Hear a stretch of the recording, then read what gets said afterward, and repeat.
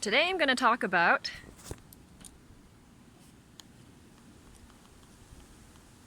continuity,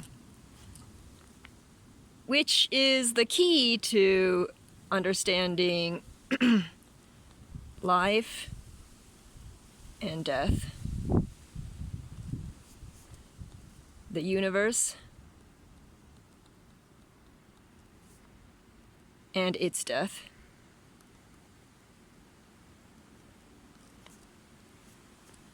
and everything.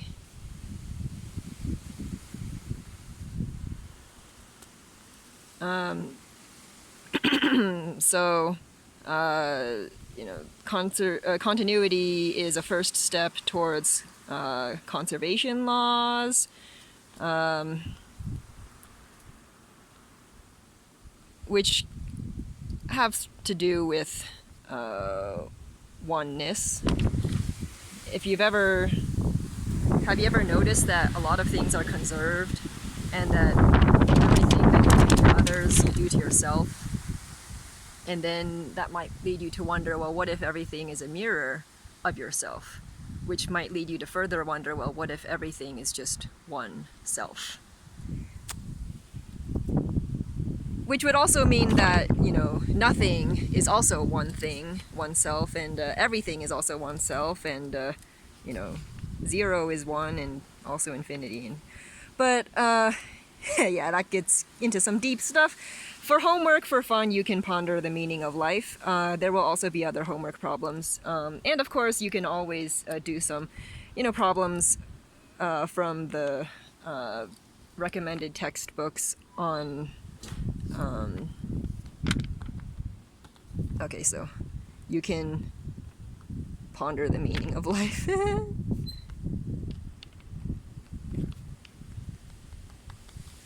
And you can also, recommended, do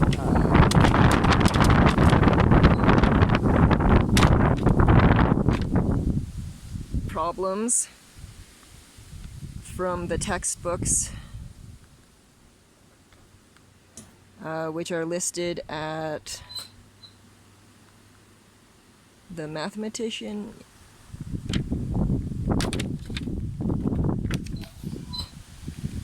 Is in wiki.com. Yeah, the mathematician is in .wiki.com. I have them listed under Learn Math, under recommended textbooks.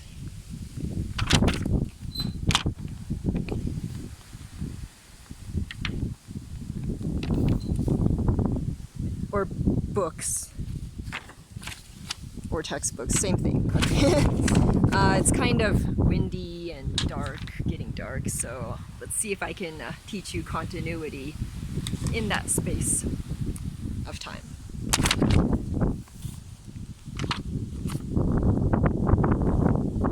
Okay, so have you ever wondered what happens when we die? Have you ever wondered what happens when the universe dies? Well, some people say, okay, when we die,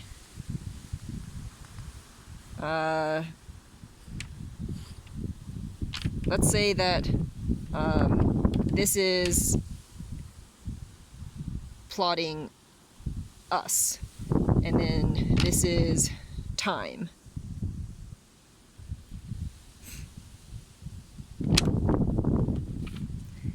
Well, then, and then, like, when we die, I'm gonna say that's,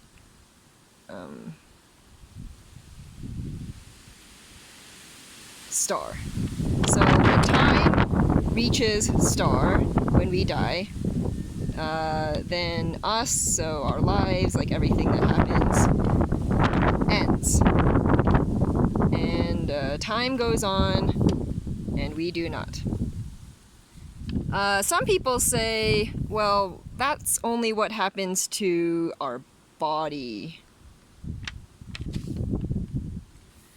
But that there is another part of us called the astral body. some people might call it, the spirit, soul, ghosts, okay? Yeah, we die, and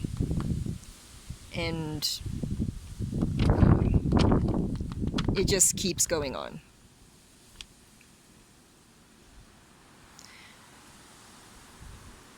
So that means that body, or the function f of x, is discontinuous at time star.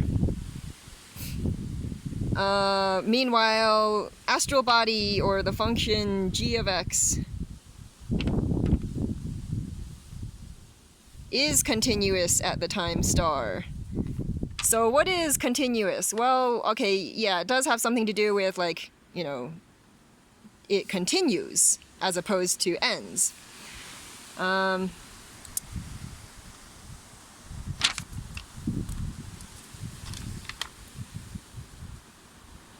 So yeah, let's get rigorous. The mathematical definition.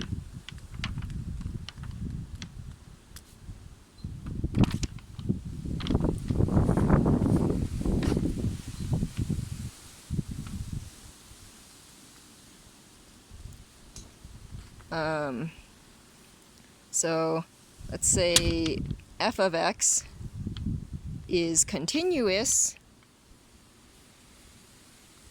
at, let's underline this, x equals star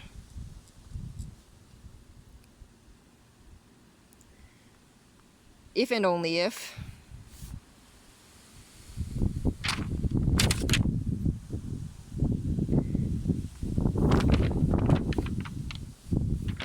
three things. One, the limit from the left. So as x approaches star from the left of f of x exists. The limit from the right exists, which we write as x approaches star plus.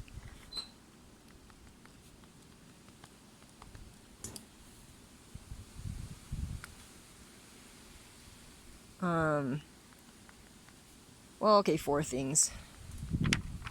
The definition of f of x, f of star, exists, and all of the above are equal.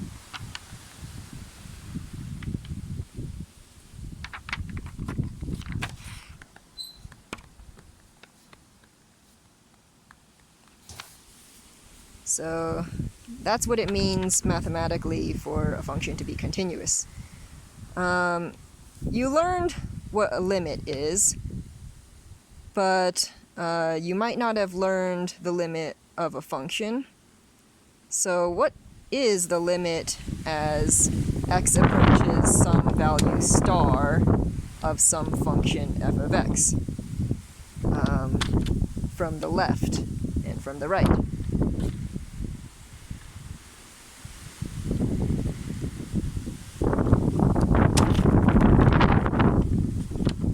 Note that this is the definition of the limit of a function.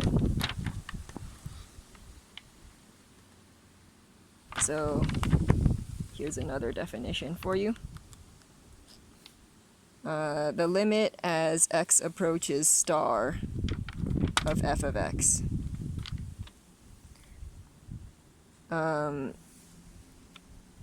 It equals whatever both of those equal to, as long as all three, or as long as both of these are equal, then that gives you the limit as x approaches some value star of f of x.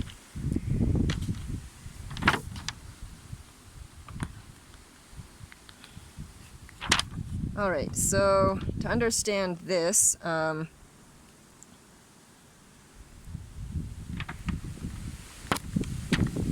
the limit as x approaches star from the left of f of x equals a if and only if for all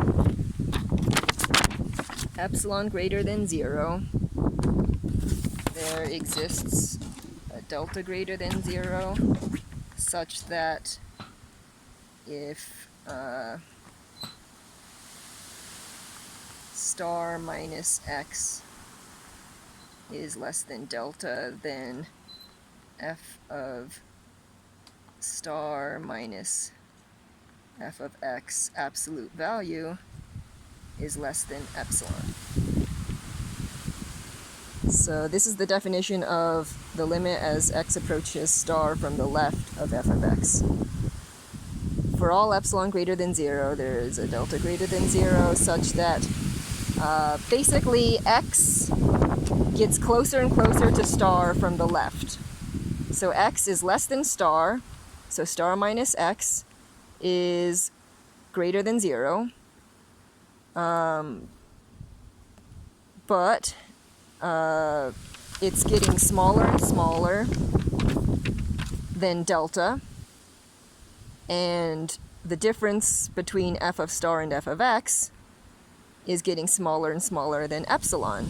And we can make epsilon any value greater than 0. So we can make it get smaller and smaller and smaller and smaller towards 0.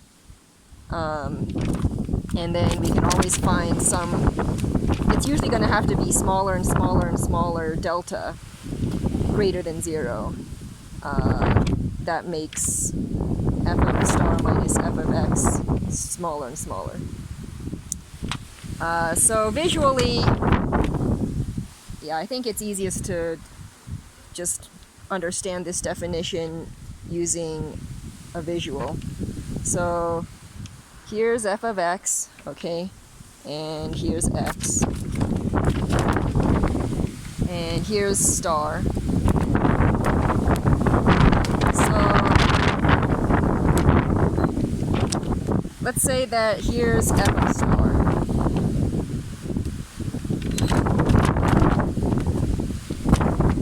So basically at x equals star, then f equals f of star. And as we make epsilon, so epsilon is that distance and also that distance, so epsilon amount above and below f of star. And as we make that smaller,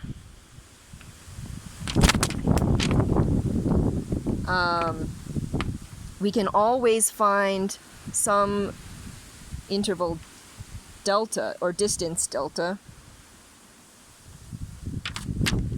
around star, such that at every point here f of x is within this interval around f of star. So as x, so basically we're saying that we can always make x close enough to here so that we can make f of x as close as we want to here. And a similar definition holds for the limit from the right.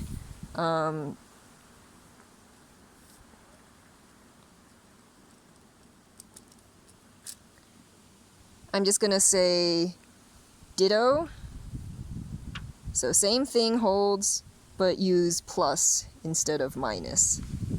So if you want to find the limit as x approaches star plus, it's the same thing except, yeah, okay, so everything's the same except replace minus with plus. And instead of star minus x is less than delta, we just have x minus star.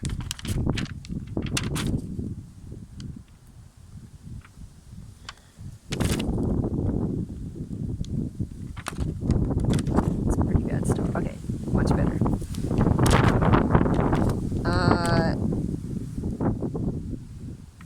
Oh yeah, and since this is approaching from the left, we don't care what happens on the right.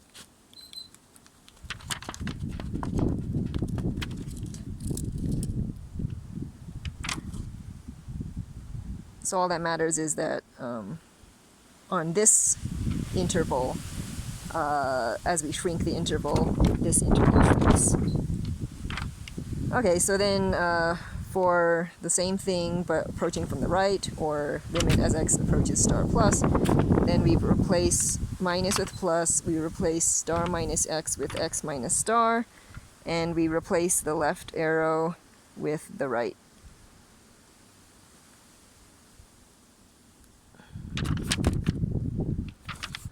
Yeah. The arrow going from left to right, instead it's on the other side and it goes from right to left. Okay? So now you can probably guess what's the definition of the limit as x approaches star of f of x. So not involving left or right. Just write that down quickly. The limit as x approaches star of f of x equals a if and only for all epsilon greater than 0, there exists a delta greater than 0 such that when x minus delta is less than 0, or the absolute value of x minus delta, so that means that it doesn't matter whether x is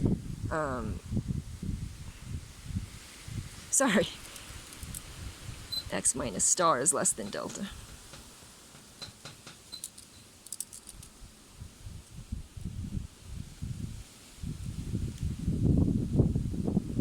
So it doesn't matter whether x is to the left or to the right of star, it just has to be less than delta away from star, and f of x has to be less than, well, then it makes f of x less than epsilon away from f of star.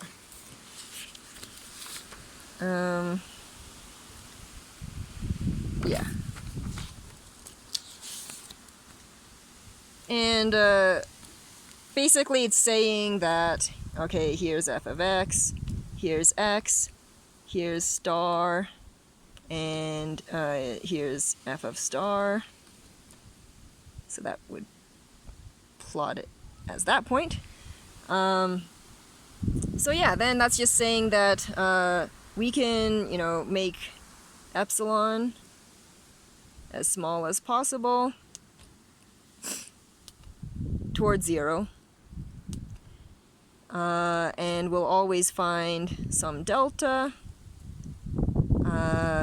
where f of any of these values here is going to be within here, so closer and closer to f of star.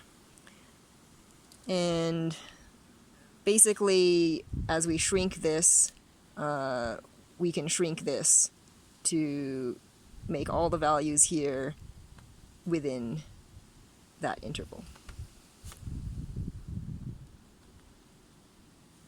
Okay.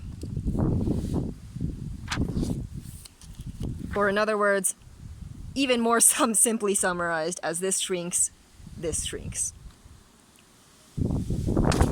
Alright, and then of course, so now we understand what the limit is.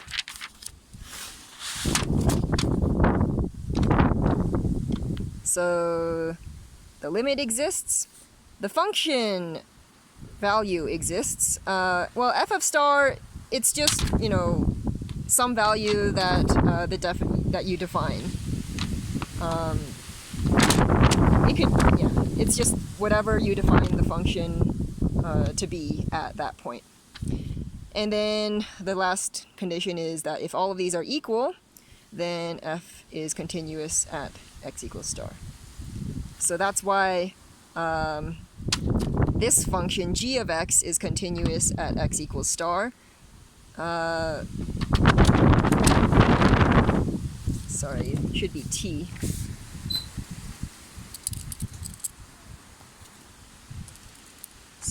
here's f of t versus t. Yeah. We're calling it t instead of x here, which is fine. This is the idea of dummy variables. You can call it whatever name you want, but it's serving the same purpose. So the same definitions apply. Yeah, so why is g of t continuous at t equals star? Well, there is a limit from the left, so as we get closer and closer this way, the values are getting closer and closer to that value. And similarly from the right, as we go this way towards star, the values are going this way towards that same value. And also the function value is, according to the graph, that value, which is the same as all of the previous values. So it's continuous. And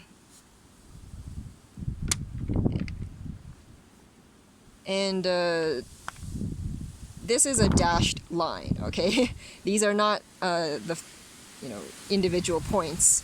This is actually a line, so that means that there are points, even in the blank spaces, just to avoid confusion. Meanwhile, this one is not continuous because,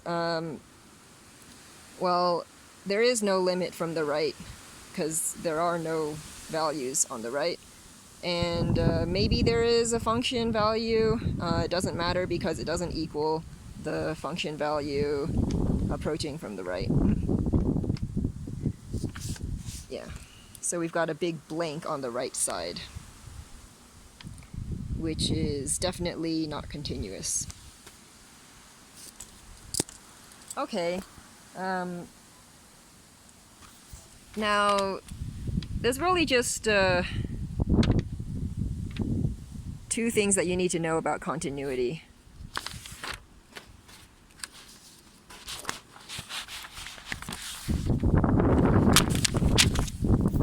So, first important theorem is called the intermediate value theorem.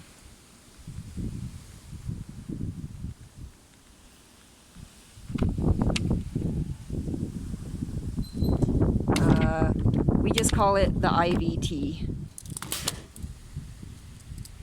Okay, so what does this say?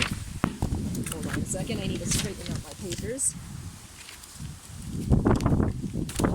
Alrighty. The intermediate value theorem says that, let's say that if f of x1 equals a and f of x2 equals b, then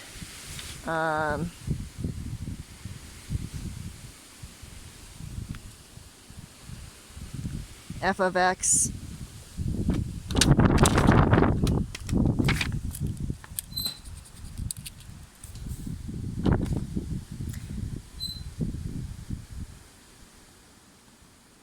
reaches all values between a and b.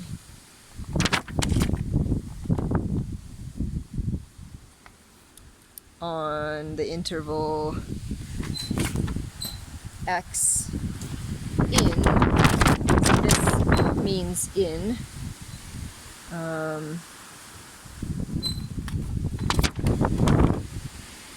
a, b.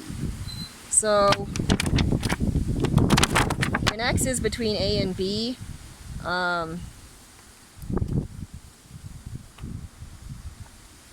so yeah, between x,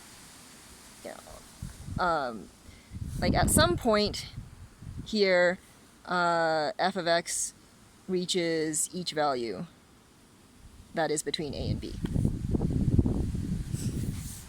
Again, let's explain this, like summarize it with a diagram. So here's f of x, and here's x.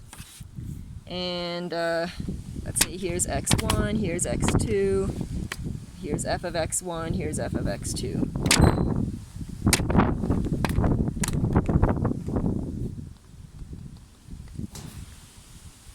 Okay, so we know that the function goes through this point and it goes through this point. And what the intermediate value theorem tells us is that it goes through each of these values as well. So it could look like that, it could look like that.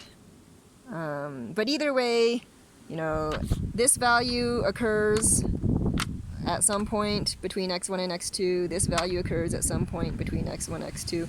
All of these values are reached somewhere between x1 and x2. Okay. So to prove it,